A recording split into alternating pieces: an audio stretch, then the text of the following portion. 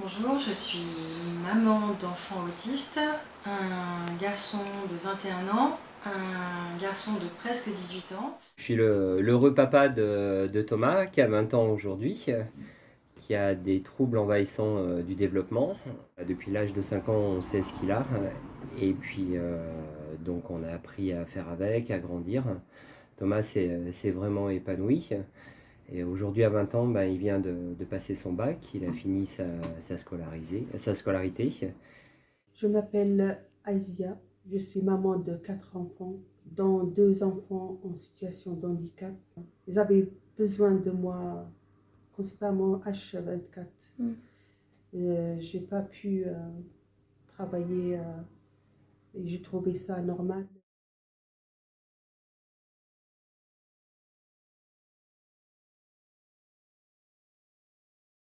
Je me plains jamais parce que j'ai beaucoup de plaisir de prendre avec mes enfants les promenades, quand je leur fais des choses, des activités, quand je fais des sorties avec mes enfants, ça me rend plus forte.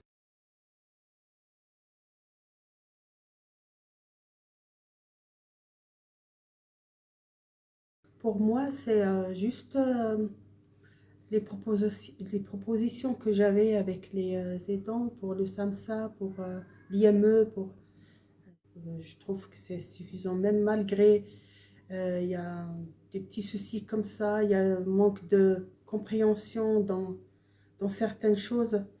Euh, c'est euh, c'est rentable quand même comme aide. Ça me soulage un peu. Il y a eu un moment où plus personne, pendant 2 ans, on avait Thomas, mais plus personne nous accompagnait, nous aidait. Et c'était dur de ne pas avoir des personnes à qui parler. Après, on a eu la chance, Thomas, il est allé au collège de Combloux. Il a fait un bac pro d'aide à la personne et c'est une structure où il a pu s'épanouir, où les gens ont pu l'écouter et la différence de Thomas n'a jamais été un problème.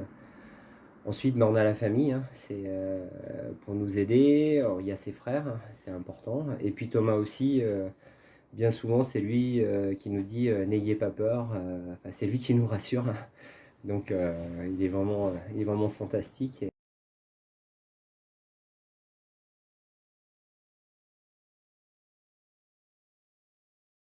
On est bien content de vous avoir, d'être accompagné dans toutes ces démarches, parce que, bien entendu, en tant que parent, on ne connaît pas, on avance vers l'inconnu. Et donc avoir des gens, avoir une structure qui nous conseille, qui nous aide, qui nous rassure, qui nous fait rencontrer les bonnes personnes, c'est rassurant pour le futur. Donc au jour d'aujourd'hui, je n'ai aucune idée de où sera Thomas dans un an. Mais par contre, que ce soit mon épouse ou moi, on n'a pas peur, on est confiant.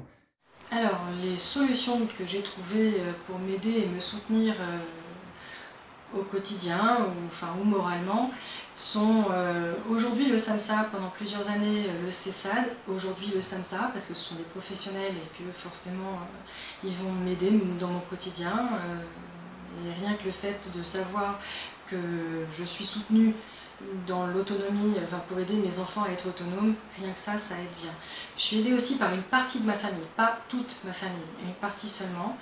Et j'apprécie, quand c'est possible, de faire partie de parents soutiens, si on peut dire, dans la mesure où bien souvent les gens dans le handicap se soutiennent moralement, s'aident, se conseillent les uns les autres.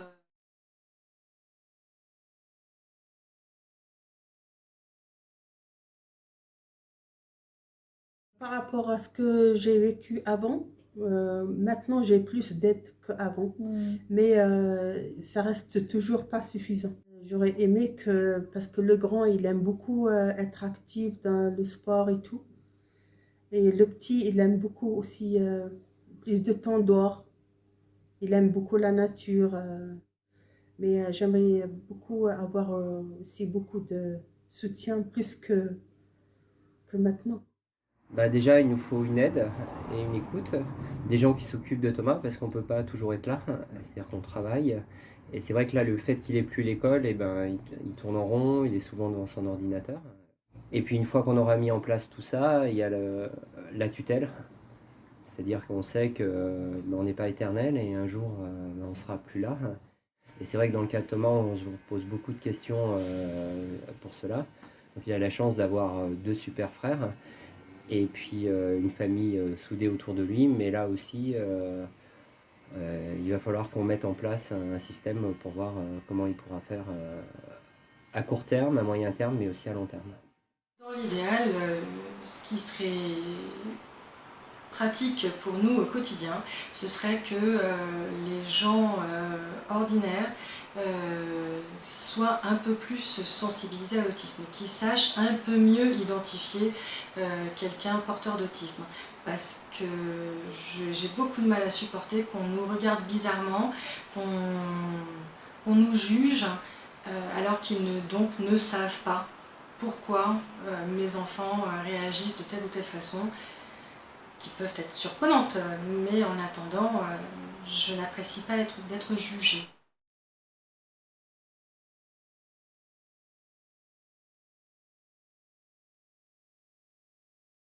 Il faut garder le moral, il faut avoir une attitude positive, je crois que ça c'est la base de tout.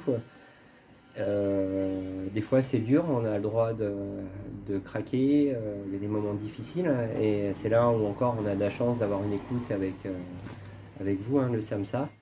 Je pense que le plus simple, si c'est possible, c'est de se rapprocher d'associations, de parents d'enfants autistes, de professionnels qui peuvent conseiller et aider.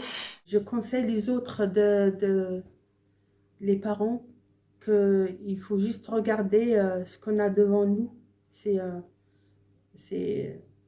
Normalement, ça nous valorise, les enfants. On les a fait pour être heureux. Je crois qu'il y a un livre qui est sorti qui dit un bonheur qu'on souhaite à personne.